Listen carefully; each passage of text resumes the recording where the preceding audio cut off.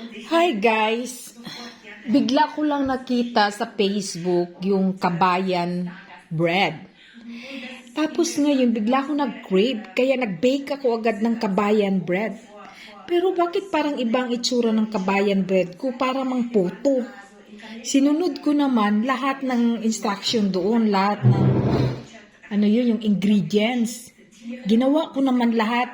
Nag-two flavor nga ako, naglagay ako ng ube, tapos at saka yung ubi, tapos at saka yung original. Ayan. Pero hindi ko siya mukhang kabayan bread, guys.